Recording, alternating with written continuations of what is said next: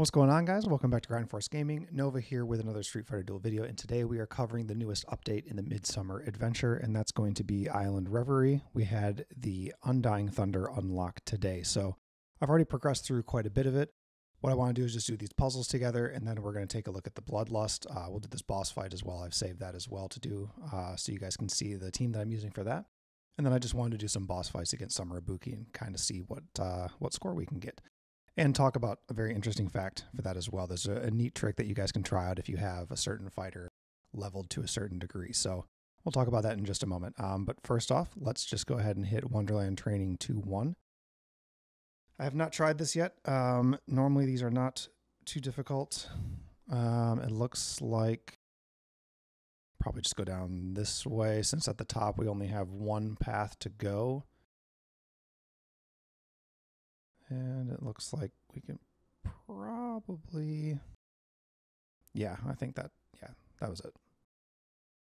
A lucky guess for the first start. Okay, perfect. There might be another way to beat it. I don't know. Copy that, beat it quickly, and move on. Here's this one. Looks like this is the exact same setup, pretty much, just about. A very small difference.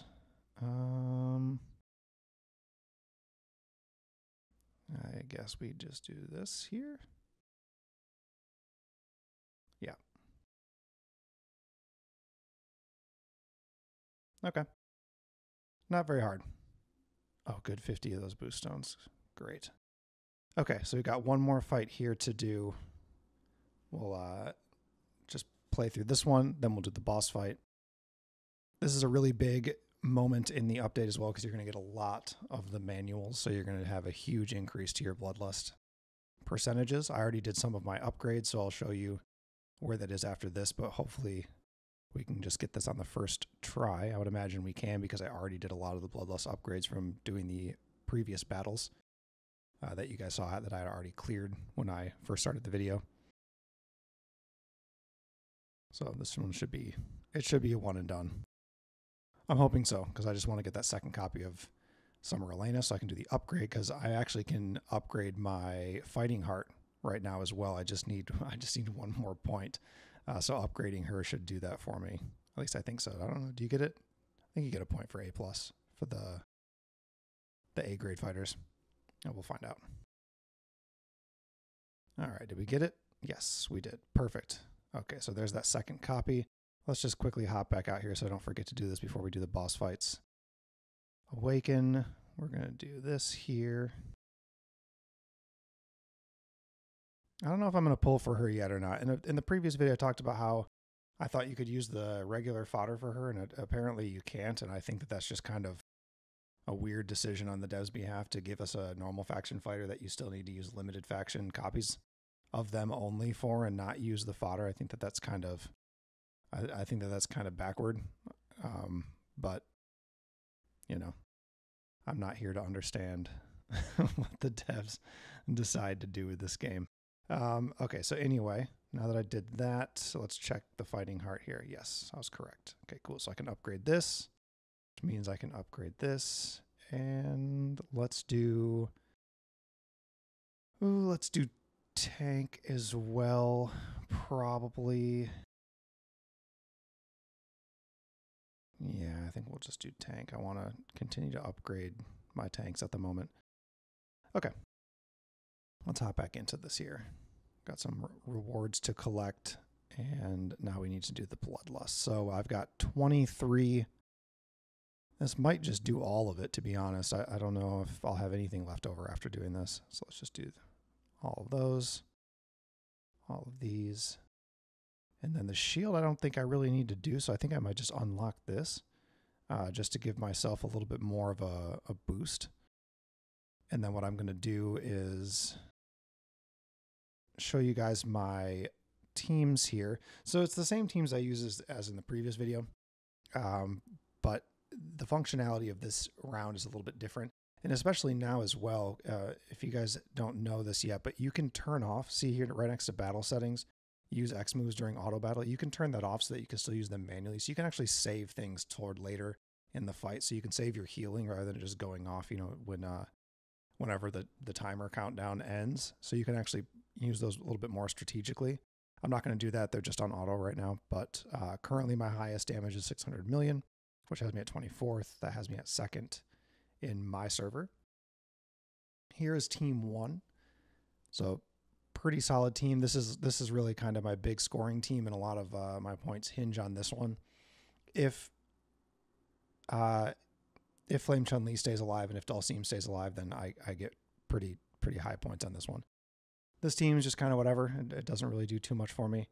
This is the one where I want to throw this on here, and this is the fighter that I wanted to talk about as well. Zangief here, his passive on his vehicles, his C2 nullifies target's passives for 8 seconds. So if you have your skill cycle going fast enough here against some Ibuki, she actually doesn't attack because she's based on passives. So this is a really pretty broken mechanic for this. So if you do have Zangief and you do have his 6 vehicles like I do, this is a great opportunity to use him because you're going to get really good points. So that's why I'm going to use the new X move here, because I want my Viper doing the most damage possible. So what we'll do is, honestly, I'm just going to speed through these, save you guys some time, and we'll just kind of see what scores we can get on here. I'll do a handful of them because the scores will be all over the place. I have no control over anything right now because I'm just speeding through, but I'll show you what I mean here. You'll notice that her speed bar is just going to be pretty much stuck, and you'll see on the top above the points that there's that little circle with a horizontal line going through it, and that's her passives being negated. So it makes this fight pretty easy, to be honest.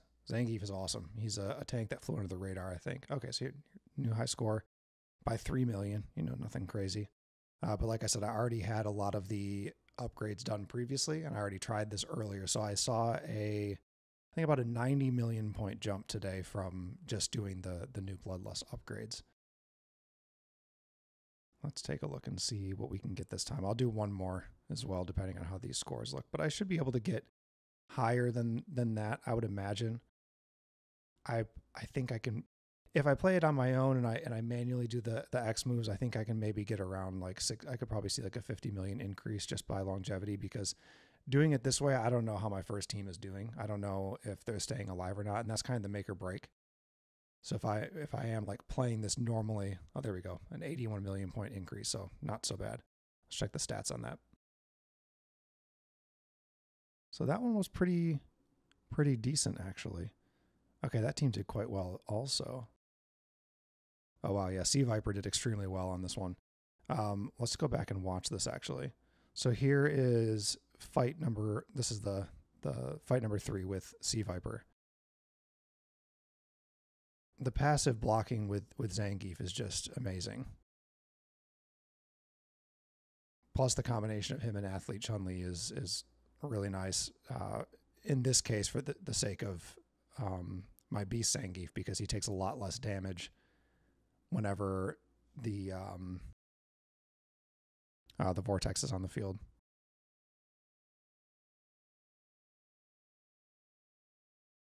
Yeah, I think this is probably one of the higher scores that I've seen put up with this team.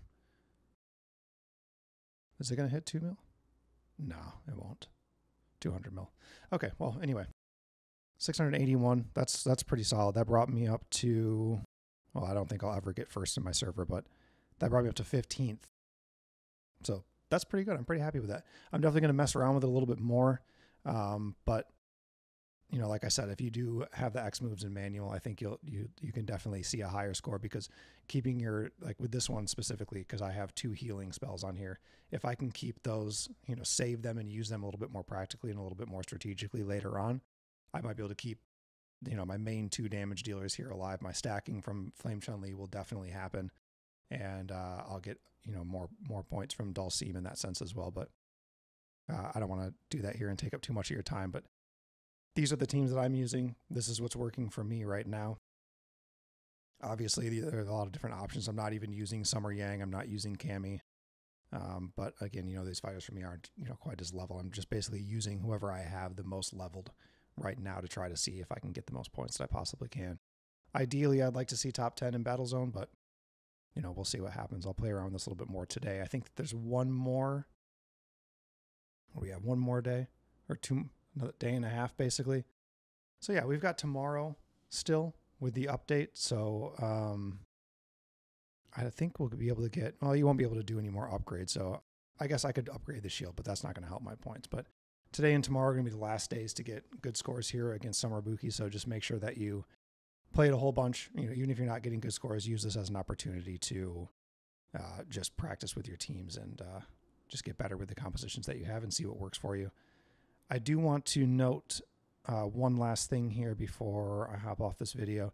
For vital supplies, totally depends on where you are in the game, but I have been going for the soul cores, and that has been an amazing thing to go for because my Sea Viper is just getting stronger and stronger and stronger all the time by going for these. I think that this is really the best option if you're in the same position that I am in the game right now, which is basically just where I need to find power wherever I can find it. So whoever has the best opportunities, you know, to gain power, like these stats are insane. If you haven't been upgrading Sea Viper, then I definitely recommend it. She's going to do well for you in PvP, PvE, and events like this. Clearly, we just saw her do very well against some Ibuki. So try to level her up as much as you can. Definitely gather those soul cores whenever you can as well. All right, guys, that's going to be the end of this video. Thank you so much for watching. Be sure to subscribe. Stay tuned for the next one. And if I get a higher score, I'll be sure to update you guys on that. Cheers.